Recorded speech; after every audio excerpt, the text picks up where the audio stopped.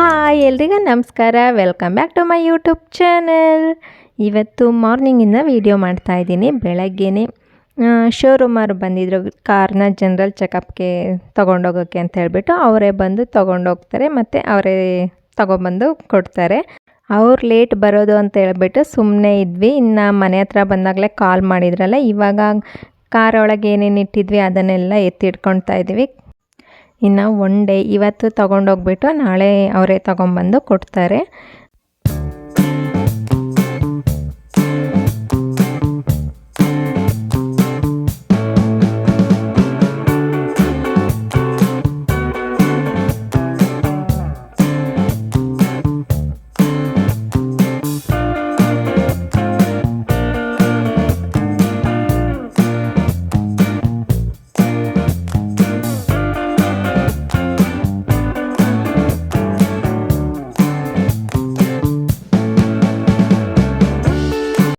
ಸಂಜೆ ಇನ್ನು ಐಕಿಯಾಗೆ ಹೋಗೋಣ ಅಂತ ಹೇಳ್ಬಿಟ್ಟು ನಾನು ನಮ್ಮ ಮನೆಯವರು ಇಬ್ಬರೇ ಹೋಗ್ತಾಯಿದ್ದೀವಿ. ಮನೆಯಲ್ಲಿ ಮಕ್ಕಳನ್ನ ಬಿಟ್ಟು ಬಂದಿದ್ದೀವಿ.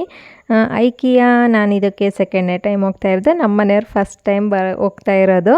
ನಮಗೇನು ಮನೆಯಿಂದ ಒಂದು 15-20 ಮಿನಿಟ್ಸ್ ಆಗುತ್ತೆ.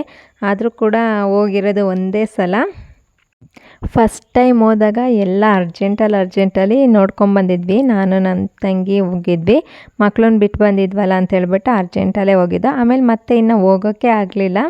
ನಮ್ಮ ಮನೇಲಿ ಏನು ಬ್ರೇಕ್ಫಾಸ್ಟ್ ಟೇಬಲ್ ಇದೆ, ಅದಕ್ಕೆ ಚೇರ್ಸ್ ಬೇಕಿತ್ತು. ಅದನ್ನು ಯೂಸೇ ಮಾಡ್ತಾ ಇರಲಿಲ್ಲ, ಚೇರ್ ಇರಲಿಲ್ವಲ್ಲ, ಹಾಗೇ ಜಸ್ಟ್ ಏನಾದರೂ ಇಡೋಕ್ಕೆ ಅಂತ ಹೇಳ್ಬಿಟ್ಟು ಯೂಸ್ ಮಾಡ್ತಾಯಿದ್ದೆ. ಇವಾಗ ಅದಕ್ಕೊಂದು ಸ್ವಲ್ಪ ಚೇರ್ ತಂದು ಹಾಕೋಣ ಅಂತ ಹೇಳ್ಬಿಟ್ಟು ಫಸ್ಟು ಆನ್ಲೈನಲ್ಲಿ ಸರ್ಚ್ ಮಾಡಿ ನೋಡಿದ್ದೀವಿ, ಇಷ್ಟ ಆಗಿದೆ. ನೋಡೋಣ ಐಕಿ ಹತ್ರ ಇದೆಯಲ್ಲ, ಇಲ್ಲೂ ಯಾವ ಥರ ಕಲೆಕ್ಷನ್ ಇದೆ ಅಂತ ಹೇಳ್ಬಿಟ್ಟು. ಇಲ್ಲೂ ವೆರೈಟೀಸ್ ಇರುತ್ತಲ್ಲ, ಯಾವ ಥರ ನಮಗೆ ಡಿಸೈನ್ ಬೇಕು ಆ ಥರ ಚೇರ್ಗಳೆಲ್ಲ ಸಿಗುತ್ತಲ್ಲ, ಒಂದು ಸಲ ನೋಡ್ಕೊಂಬರೋಣ. ಆಮೇಲೆ ನೆಕ್ಸ್ಟ್ ನಮಗೇನಾದರೂ ಇಲ್ಲಿ ಪ್ರೈಸ್ ಜಾಸ್ತಿ ಆಯಿತು, ಇಷ್ಟ ಆಗಲಿಲ್ಲ ಅಂದರೆ ಬೇಕಾದ್ರೆ ಆನ್ಲೈನಲ್ಲೇ ತೊಗೊಳ್ಳೋಣ ಅಂತ ಹೇಳ್ಬಿಟ್ಟು ಡಿಸೈಡ್ ಮಾಡಿ ಇವತ್ತು ಹೋಗಿದ್ವಿ. ಇವಾಗ ಚೇರ್ ಸೆಕ್ಷನ್ಗೆ ಹೋಗಿದ್ದೀವಿ, ನೋಡ್ತಾ ಇದ್ವಿ. ನಮಗೆ ಒಂದು ಸ್ವಲ್ಪ ಈ ರೊಟೇಟ್ ಆಗುತ್ತಲ್ಲ ಆ ಥರ ಚೇರ್ಸು ಸಖತ್ ಇಷ್ಟ ಆಗಿದೆ. ಅದೇ ಥರ ತಗೊಳ್ಳೋಣ ಅಂತ ಹೇಳ್ಬಿಟ್ಟು ಈ ಬಾರ್ ಚೇರ್ ಅಂತ ಬರುತ್ತಲ್ಲ, ಹೈಟ್ ಇರುತ್ತೆ, ನಮ್ಮದು ಬ್ರೇಕ್ಫಾಸ್ಟ್ ಟೇಬಲ್ ಕೂಡ ಹೈಟೇ ಇರೋದು, ಆ ಥರದ್ದು ತಗೊಳ್ಳೋಣ ಅಂತ ಹೇಳ್ಬಿಟ್ಟು ನನಗೆ ಇದು ಸಖತ್ ಇಷ್ಟ ಆಯಿತು. ಚೆನ್ನಾಗಿದೆ ಈ ಚೇರು. ಈ ಚೇರ್ ಬಂದು 11,000 ಸಮಥಿಂಗ್ ಏನೋ ಇದೆ. ಆಮೇಲೆ ನೋಡಿದ್ರೆ ಎಲ್ಲ ಜಾಸ್ತಿ ಪ್ರೈಸ್, 120,000, 115,000 ಆ ಥರ ಇತ್ತು. 10 ಯಾವುದೂ ಇರಲಿಲ್ಲ. ಆದರೆ ಒಂದೆರಡು ಇತ್ತನೋ, ಅದು ಯಾಕೋ ನಮಗೆ ಇಷ್ಟನೂ ಕೂಡ ಆಗಲಿಲ್ಲ. ನಾವು ಒಂದು ಸ್ವಲ್ಪ ಈ ರೊಟೇಟಿಂದು ಹುಡುಕ್ತಾ ಇದ್ರಿಂದ ಆ ಥರದ್ದು ಇರಲಿಲ್ಲ. ಅದಕ್ಕೆ ಅಂತ ಹೇಳ್ಬಿಟ್ಟು ಮತ್ತೆ ಬೇರೆ ಏನಿದೆ ಅಂತ ಎಲ್ಲ ನೋಡ್ಕೊಳ್ತಾ ಇದ್ವಿ. ಐಕಿಯಾಗೆ ಹೋದರೆ ಗೊತ್ತಲ್ಲ, ಕಾಲು ನೋವು ಬರುತ್ತೆ. ಜಸ್ಟ್ ಒಂದು ರೌಂಡ್ ಹಾಕೋ ಬರೋತ್ತಿಗೆ ಕಾಲು ನೋವು ಬಂದೋಗುತ್ತೆ.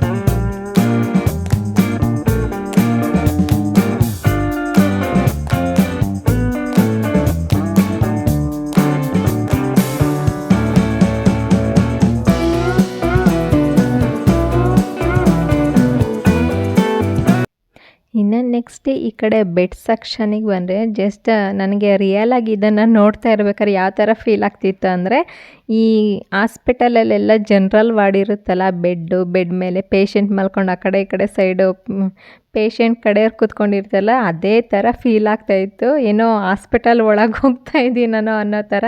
ಎಲ್ಲ ಬೆಡ್ ಸೈಡಲ್ಲಿ ಕೂತ್ಕೊಂಡಿರ್ತಾರೆ. ಇನ್ನು ಕೆಲವರಂತೂ ಮಲ್ಕೊಂಡು ಟ್ರಯಲ್ ನೋಡ್ತಾ ಇರ್ತಾರೆ. ಇನ್ನು ಚಿಕ್ಕ ಮಕ್ಕಳಂತೂ ಅದ್ರ ಮೇಲೆ ಕುಣಿದಾಡ್ತಾ ಇರ್ತಾರೆ. ಇನ್ನು ನಾವು ಒಂದು ಕಡೆಯಿಂದ ಎಲ್ಲ ನೋಡ್ಕೊಂಡು ಹೋಗಿದ್ವಿ. ನನಗೆ ಈ ಫಸ್ಟ್ ಫ್ಲೋರಲ್ಲೇ ನೋಡೋ ಹೊತ್ತಿಗೆ ಸುಸ್ತಾಗೋಯ್ತು. ಒಂದು ರೌಂಡ್ ಬರೋ ಅಷ್ಟೊತ್ತಿಗೆ ಯಾವ ಕಡೆನೂ ಕ್ರಾಸ್ ಮಾಡಿಕೊಂಡು ಎಂಡಿಗೆ ಹೋಗ್ತೀವಿ ಅನ್ನೋಂಗಿಲ್ಲ. ಹೋದರೆ ಒಂದೇ ಸಲ ನೋಡ್ಕೊಂಡು ಬರ್ಬೇಕು, ಆ ಥರ ಮಾಡಿದ್ದಾರೆ. ಹೋದರೆ ಇನ್ನು ಎಂಡಲ್ಲೇ ಬರಬೇಕು. ಇನ್ನು ಏಜ್ ಆದವರೆಲ್ಲ ಬಂದರೆ ಅದು ಹೇಗೆ ಫುಲ್ಲು 2 ಫ್ಲೋರು ನೋಡ್ಕೊಂಡು ಬರ್ತಾರೋ ಗೊತ್ತಿಲ್ಲ. ನಾವು ಇದನ್ನೆಲ್ಲ ನೋಡಿಕೊಂಡು ಗ್ರೌಂಡ್ ಫ್ಲೋರಿಗೆ ಹೋದ್ವಿ. ನಂಗೆ ಗ್ರೌಂಡ್ ಫ್ಲೋರಲ್ಲಿ ಒಂದು ಸ್ವಲ್ಪ ಕಿಚನ್ ಐಟಮ್ ಎಲ್ಲ ಜಾಸ್ತಿ ಅಲ್ವಾ, ಅಲ್ಲಿ ನೋಡೋಕ್ಕೆ ಇಷ್ಟ ಆಗುತ್ತೆ ಪ್ರತಿಯೊಂದೂ. ಇನ್ನು ವಾಸ್ಗಳು, ಫ್ಲವರ್ಗಳು ಅದೆಲ್ಲ ತುಂಬ ಚೆನ್ನಾಗಿದೆ. ಆಮೇಲೆ ಕೆಲವೊಂದು ಐಟಮ್ ಎಲ್ಲ ಐಕಿಯಾದಲ್ಲಿ ತಗೋಬೋದು, ರೀಸನಬಲ್ ಪ್ರೈಸಲ್ಲೂ ಸಿಗುತ್ತೆ. ಇನ್ನು ದೊಡ್ಡ ದೊಡ್ಡ ಐಟಮ್ ತೊಗೊತೀವಿ ಅಂದರೆ ಕಾಸ್ಟ್ಲಿ ಇರುತ್ತೆ. ಇಲ್ಲಿ ಒಂದು ಎಷ್ಟು ಡಿಸೈನ್ ಗ್ಲಾಸ್ ಇದೆ ಅಂತ ಹೇಳಿದ್ರೆ ಒಂದಕ್ಕಿಂತ ಒಂದೊಂದು ಚೆನ್ನಾಗಿರುತ್ತೆ. ನೋಡ್ತಾ ಇದ್ದರೆ ಯಾವ್ದು ತಗೊಳ್ಳೋದು ಅಂತಲೇ ಗೊತ್ತಾಗಲ್ಲ, ಅಷ್ಟು ಚೆನ್ನಾಗಿರೋ ಡಿಸೈನ್ಸ್ ಇರುತ್ತೆ. ಮತ್ತು ಈ ಹೊಸ್ದಾಗಿ ಮನೆ ಕಟ್ತಾರಲ್ಲ ಅವರಿಗಂತೂ ಬೆಸ್ಟು ಐಕಿಯಾ. ಜಸ್ಟ್ ಅವರು ಹೋದರೆ ಸಾಕು, ಇಂತಿಂಥ ಪ್ಲೇಸಲ್ಲಿ ನಾವು ಇದನ್ನೇ ತಗೋಬೇಕು ಅನ್ನೋದು ಐಡಿಯಾ ಎಲ್ಲ ಸಿಗುತ್ತೆ. ಮತ್ತು ಈ ಕಿಚನ್ ಸೆಟಪ್ ಎಲ್ಲ ಮಾಡಿದ್ರಲ್ಲ, ಅಲ್ಲೇ ನೋಡೋಕೆ ಹೋದರೆ ಜಸ್ಟ್ ಎಲ್ಲೂ ಕೂಡ ಸ್ಪೇಸೇ ಬಿಟ್ಟಿಲ್ಲ. ಅಷ್ಟು ಒಂದೊಂದು ಚಿಕ್ಕ ಚಿಕ್ಕ ಕಾರ್ನರ್ ಕೂಡ ಅಷ್ಟು ಚೆನ್ನಾಗಿ ಯುಟಿಲೈಸ್ ಮಾಡಿಕೊಂಡು ಡಿಸೈನ್ ಮಾಡಿಟ್ಟಿದ್ರು. ಅದನ್ನೆಲ್ಲ ನೋಡಿದ್ರೆ ನಮಗೂ ಒಂದು ಐಡಿಯಾ ಬರುತ್ತೆ, ನಾವು ಯಾವ ಈ ಕಾರ್ನರಲ್ಲಿ, ಈ ಬಾಟಮ್ಮು ಅಥವಾ ಈ ಕೆಳಗಡೆ ಡ್ರಾಯರ್ಗಳಲ್ಲಿ ಯಾವ್ಯಾವ ಥರ ಜೋಡಿಸ್ಕೋಬೇಕು ಅನ್ನೋದು ಐಡಿಯಾ ಕೂಡ ನಮಗೂ ಗೊತ್ತಾಗುತ್ತೆ. ನನಗೆ ಅದು ಕಿಚನ್ ಆರ್ಗನೈಸ್ ಮಾಡಿರೋದು ಅದು ನೋಡೋಕ್ಕೆ ಸಖತ್ ಇಷ್ಟ ಆಗುತ್ತೆ ಇಲ್ಲಿ ಬಂದರೆ. ಮತ್ತು ಇಲ್ಲಿ ವಾಸ್ ಎಲ್ಲ ಇಡ್ತಾರಲ್ಲ ಆ ಸೆಕ್ಷನಲ್ಲಿ ನೋಡ್ತಾ ಇದ್ದೆ. ವಾಸ್ ಅಂತೂ ಒಂದಕ್ಕಿಂತ ಒಂದೊಂದು ಚೆನ್ನಾಗಿದೆ. ಎಲ್ಲೋ ಅಷ್ಟು ಈ ಥರ ಕಲೆಕ್ಷನ್ನು ನೋಡೇ ಇರಲ್ಲ, ಅಷ್ಟು ಕಲೆಕ್ಷನ್ಗಳಿದೆ. ಮತ್ತು ಫ್ಲವರ್ಸ್ ಕೂಡ ಅದಕ್ಕೆ ಇಲ್ಲೊಂದು ಸ್ವಲ್ಪ ಕಾಸ್ಟ್ಲಿನೇ, ಈ ಗ್ಲಾಸ್ ವಾಸ್ ಎಲ್ಲ ಸಖತ್ ಕಾಸ್ಟ್ಲಿನೇ ಇತ್ತು. ಆಮೇಲೆ ಇಲ್ಲಿ ರಿಯಲ್ ಪ್ಲ್ಯಾಂಟ್ಸ್ ಕೂಡ, ಇಂಡೋರ್ ಪ್ಲ್ಯಾಂಟ್ಸು, ಔಟ್ಡೋರ್ ಪ್ಲ್ಯಾಂಟ್ಸ್ ಎಲ್ಲ ಇತ್ತು. ನಾನು ಒಂದು ತೊಗೊಂಡೆ, ಜಿಜಿ ಪ್ಲ್ಯಾಂಟ್ ಒಂದು. ಮತ್ತು ಹಾಗೆಯೇ ಎಲ್ಲ ಫುಲ್ಲು ಗ್ರೌಂಡಿಗೆ ಬಂದ್ವಿ. ಅಷ್ಟೊತ್ತಿಗೆ ನಮಗೆ ಸುಸ್ತಾಗಿ ಹೋಗಿತ್ತು. ಇನ್ನು ಪಾರ್ಕಿಂಗ್ ಹತ್ರ ಬಂದರೆ ಗಾಡಿ ಎಲ್ಲಿ ನಿಲ್ಲಿಸಿದ್ದೀವಿ ಅಂತಲೇ ನಮಗೆ ಗೊತ್ತಾಗಲಿಲ್ಲ.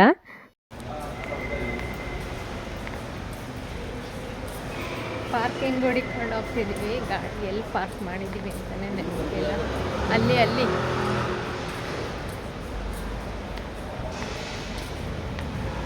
ಅಲ್ಲೇ ಎಂಟ್ರೆನ್ಸಲ್ಲೇ ಅಲ್ವಾ ನೀವು ನಿಲ್ಲಿಸಿದ್ದು? ಸಿಕ್ತಾ?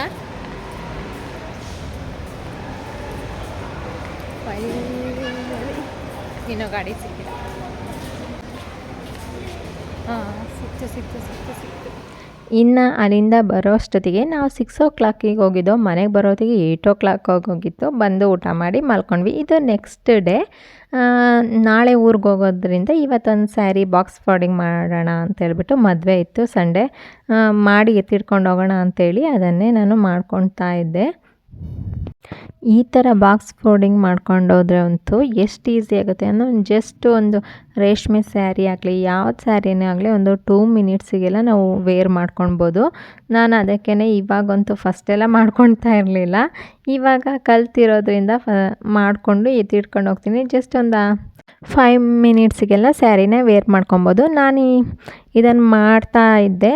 ಹಾಗೆ ನಮ್ಮ ಮನೆಗೆ ಸರ್ಪ್ರೈಸ್ ಆಗಿ ಒಬ್ಬರು ಬಂದರು. ಜಸ್ಟ್ ಅವ್ರು ಬಾಗಿಲು ಬಡಿತಾ ಇದ್ದಾರೆ. ನನ್ನ ಮಕ್ಕಳು ಬಂದಿದ್ದಾರೆ ಅಂತ ಹೇಳ್ಬಿಟ್ಟು ಬಾಗಿಲೇ ಓಪನ್ ಮಾಡ್ತಾಯಿಲ್ಲ. ಅವ್ರಿಗೆ ಬೈತಾ ಇದ್ದೀನಿ, ಬನ್ನಿ ಏನಕ್ಕೆ ಡೋರ್ ಓಪನ್ ಮಾಡ್ಕೊಂಡು ಇದು ಮಾಡ್ತೀನಿ ಅಂತ. ಇವಾಗ ಬಂದಿದ್ದು ಅಂದರೆ ಸರ್ಪ್ರೈಸ್ ಆಗಿ ಇವರೇನೆ.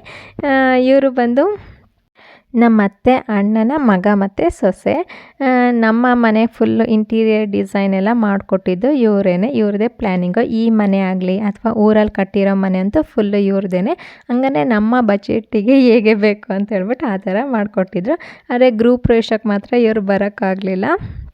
ಅವರು ಪ್ರೆಗ್ನೆಂಟ್ ಇದ್ದರು, 3 months 4 months ಆಗಿತ್ತು, ಅದಕ್ಕೆ ಬಂದಿರಲಿಲ್ಲ.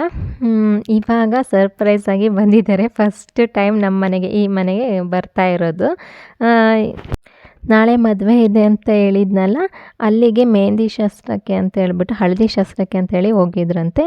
ಅವ್ರ ಮನೆಯಿಂದ ನಮ್ಮ ಮನೆ ನಿಯರ್ ಇದರಿಂದ ಅದಕ್ಕೆ ಸರ್ಪ್ರೈಸ್ ಕೊಡೋಣ ಅಂತ ಹೇಳ್ಬಿಟ್ಟು ಬಂದಿದ್ದರು. ನಮ್ಮಿಬ್ರದ್ದು ಲ್ಯಾಂಗ್ವೇಜ್ ಬೇರೆ ಇದ್ರೂ ಆದರೆ ಬಾಂಡಿಂಗ್ ಮಾತ್ರ ಚೆನ್ನಾಗಿದೆ. ಅವರು ಹಿಂದಿ ಮಾತಾಡ್ತಾರೆ, ನಾನು ಕನ್ನಡ ಮಾತಾಡ್ತೀನಿ. ಕನ್ನಡ ಎಲ್ಲ ಅರ್ಥ ಮಾಡ್ಕೊಳ್ತಾರೆ ಅವರು ಕೂಡ ಇವಾಗ. ಆದರೆ ನಾವು ಅಷ್ಟು ಮಾತಾಡಲಿಲ್ಲ ಅಂದರೆ, ಆದರೂ ತುಂಬ ಮಾತಾಡ್ತೀವಿ. ಹಾಗೆ ಒಂಥರ ಬಾಂಡಿಂಗ್ ಕೂಡ ಅಷ್ಟೇ ಚೆನ್ನಾಗಿದೆ. ಇವಾಗ ನಮ್ಮ ಮನೆಯವ್ರಿಗೆ ಫೋನ್ ಮಾಡಿದ್ವಿ, ಅವ್ರಿಗೂ ಸರ್ಪ್ರೈಸ್ ಆಗೋಯ್ತು. ಏನು ಫೋನು ಮಾಡಿಲ್ಲ, ಏನು ಮಾಡಿಲ್ಲ, ಹಿಂಗೆ ಬಂದುಬಿಟ್ಟಿದ್ದಾರಲ್ಲ ಅಂತೇಳ್ಬಿಟ್ಟು. ಚೇತಸ್ಗಂತೂ ಫುಲ್ ಖುಷಿಯಾಗೋಗ್ಬಿಟ್ಟಿದ್ದ.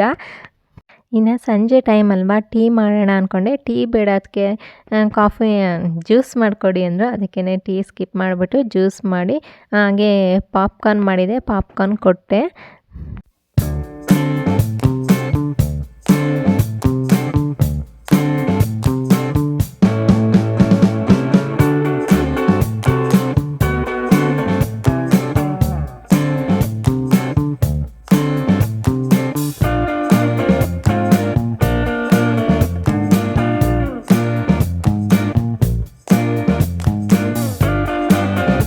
ಇನ್ನು ಗೃಹ ಪ್ರವೇಶಕ್ಕೆ ಬಂದಿರಲಿಲ್ವಲ್ಲ, ಅದಕ್ಕೇ ಈ ಮನೆಗೆ ಬಂದಾಗ ಏನೇ ಗಿಫ್ಟ್ ಕೊಟ್ಟಿಲ್ಲ ಅಂತ ಫಸ್ಟ್ ಟೈಮ್ ಬಂದಿದ್ದ ಅಂತೇಳಿ ಗಿಫ್ಟ್ ತಂದಿದ್ದರು.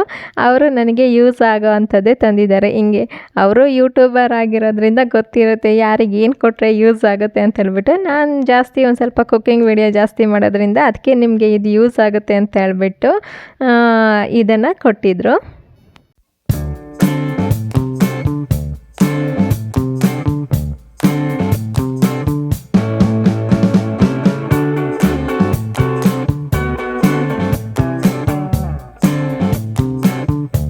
ಗಿಫ್ಟು ಬಂದು ಪ್ಲೇಟ್ಸು, ಬೌಲ್ಸ್ ಎಲ್ಲ ಬರುತ್ತಲ್ಲ, ನಾನೊಂದು ಸ್ವಲ್ಪ ಕುಕ್ಕಿಂಗ್ ವಿಡಿಯೋ ಜಾಸ್ತಿ ಮಾಡ್ತೀನಲ್ಲ, ನನಗೆ ಯೂಸ್ ಆಗುತ್ತೆ ಅಂತ ಯೂಸ್ ಆಗಿರೋದನ್ನೇ ತಂದುಕೊಟ್ರು.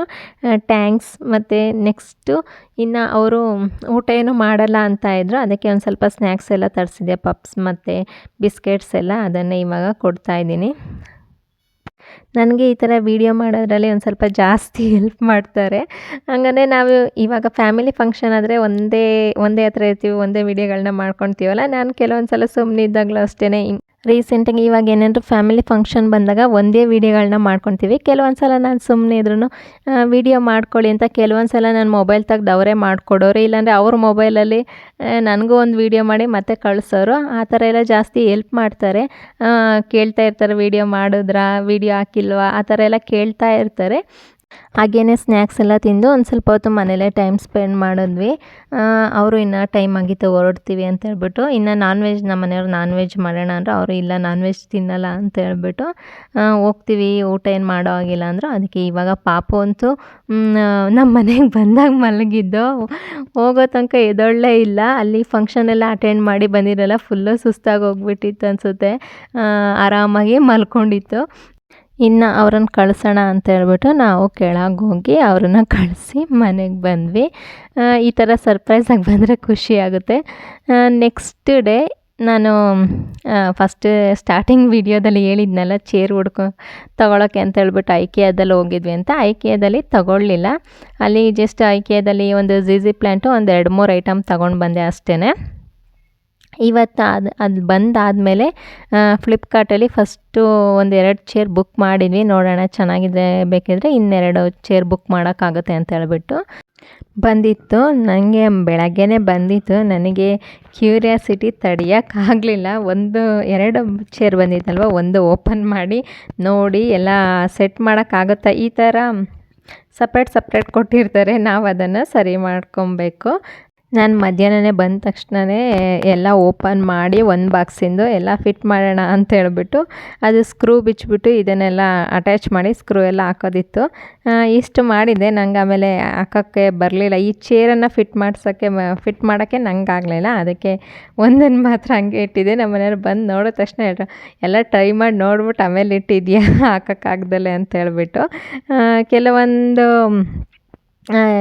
ಕೆಲವೊಂದು ವಸ್ತುಗಳನ್ನ ಯಾರು ಸರಿ ಮಾಡಬೇಕು, ಯಾರು ಹಾಕಬೇಕು ಅಂಥವರೇ ಹಾಕಬೇಕಾಗುತ್ತೆ. ಇನ್ನು ಚೇರ್ ಬಗ್ಗೆ ಹೇಳಬೇಕು ಅಂದರೆ ಕ್ವಾಲಿಟಿ ಎಲ್ಲ ಚೆನ್ನಾಗಿದೆ. ನಾವು ಬಂದೇ ಒಂದು 3-4 ಡೇಸ್ ಆಗುತ್ತೆ ಯೂಸ್ ಮಾಡ್ತಾ ಇದ್ದೀವಲ್ಲ, ಕ್ವಾಲಿಟಿ ಎಲ್ಲ ಚೆನ್ನಾಗಿದೆ. ಮತ್ತು ಇದರ ಪ್ರೈಸ್ ಬಂದು 2500 ಸಮಥಿಂಗ್ ಇದೆ ಒಂದು ಚೇರ್ಗೆ. ನಾವು ಐಕಿಯಾದಲ್ಲಿ ಇದಕ್ಕಿಂತ ಒಂದು ಸ್ವಲ್ಪ ಅದು ಬ್ಯಾಕ್ ಸೈಡ್ ಏನೂ ಇರಲಿಲ್ಲ, ಜಸ್ಟ್ ರೌಂಡ್ ಶೇಪಲ್ಲಿತ್ತು. ಅದನ್ನು ನೋಡಿದಾಗ 11,000 ಇತ್ತು. ಇವಾಗ ಸಾಕು ಅಂತ ಹೇಳ್ಬಿಟ್ಟು ಇದು ಹೈಟ್ ಕೂಡ ಅಡ್ಜಸ್ಟೇಬಲ್ ಮಾಡ್ಬೋದು, ಎಷ್ಟು ಬೇಕಷ್ಟು ಹೈಟು ಮಾಡ್ಕೊಬೋದು, ಹೈಟ್ ಕಮ್ಮಿ ಕೂಡ ಮಾಡ್ಕೊಬೋದು. ಕ್ವಾಲಿಟಿ ಎಲ್ಲ ಚೆನ್ನಾಗಿದೆ. ಯಾರಾದ್ರು ಬೈ ಮಾಡೋದಿದ್ರೆ ಫ್ಲಿಪ್ಕಾರ್ಟಲ್ಲಿ ಬೈ ಮಾಡ್ಬೋದು. ನಿಮ್ಗೇನಾದರೂ ಈ ವಿಡಿಯೋ ಸ್ವಲ್ಪನಾದರೂ ಇಷ್ಟ ಆದರೆ ಪ್ಲೀಸ್ ಲೈಕ್ ಶೇರ್ ಕಮೆಂಟ್ ಮಾಡಿ. ಹಾಗೆ ನನ್ನ ಚಾನಲ್ನ ಸಬ್ಸ್ಕ್ರೈಬ್ ಮಾಡ್ಕೊಂಡು ನೋಡಿ. ಪಕ್ಕದಲ್ಲಿರೋ ಬೆಲ್ಲೈಕನ್ನ ಕ್ಲಿಕ್ ಮಾಡಿದ್ರೆ ನಾನು ಹಾಕೋ ಪ್ರತಿ ಒಂದು ವಿಡಿಯೋ ನೋಟಿಫಿಕೇಷನ್ನು ನಿಮಗೆ ಬರುತ್ತೆ. Thank you for watching. See you in next video.